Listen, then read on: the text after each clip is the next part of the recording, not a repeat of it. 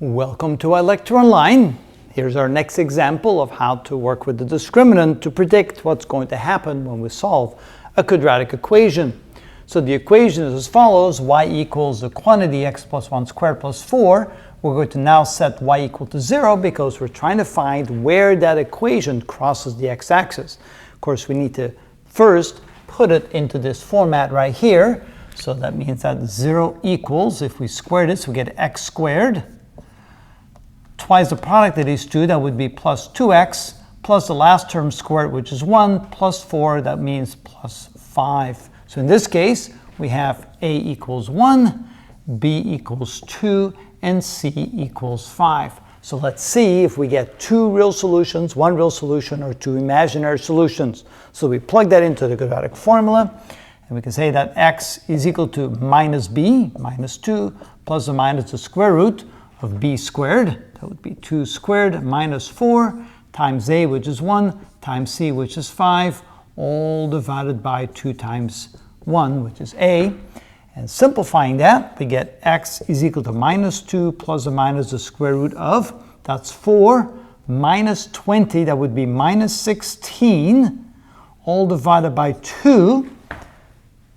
And that looks like, we're going to get two imaginary solutions because d, the discriminant, is less than 0. So therefore, we know we have two imaginary solutions. All right, so let's find out what they are.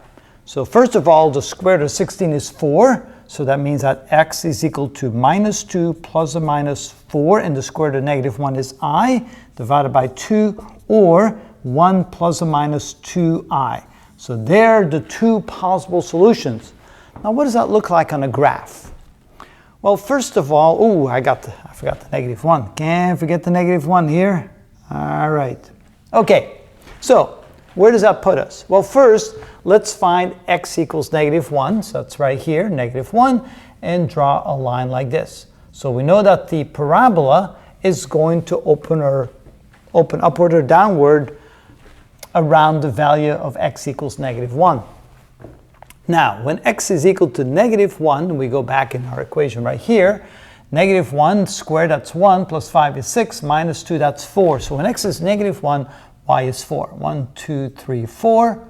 There we go. So there's either the top or the bottom of the parabola.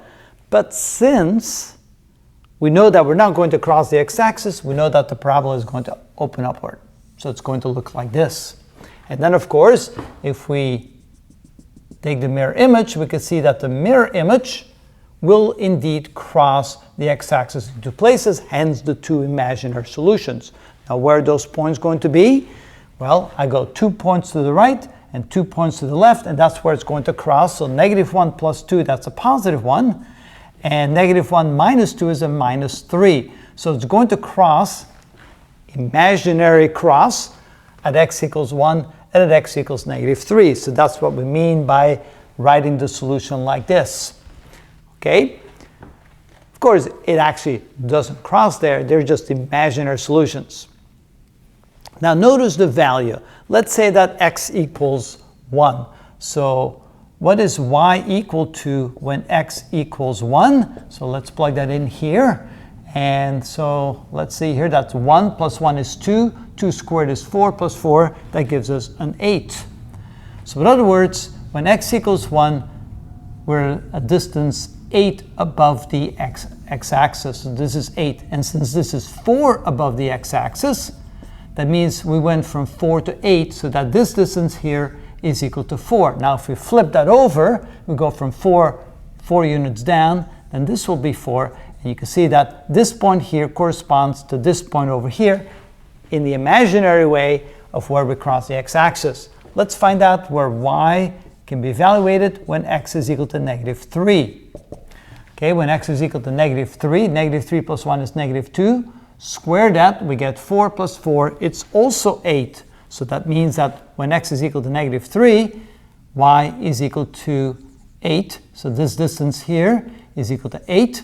We know that this distance here is equal to 4. So when we flip that over, this distance here is also 4. And so that's how you can see that this can be mapped onto the x-axis by simply flipping over the quadratic equation or the graph like that to give us those imaginary solutions. So again, -1 plus 2, that gives us the imaginary point where it crosses the x-axis. -1 minus 2 gives us the imaginary point where it crosses the x-axis. So that's how we can look at those solutions. Of course, they really aren't there because the graph doesn't actually cross the x-axis.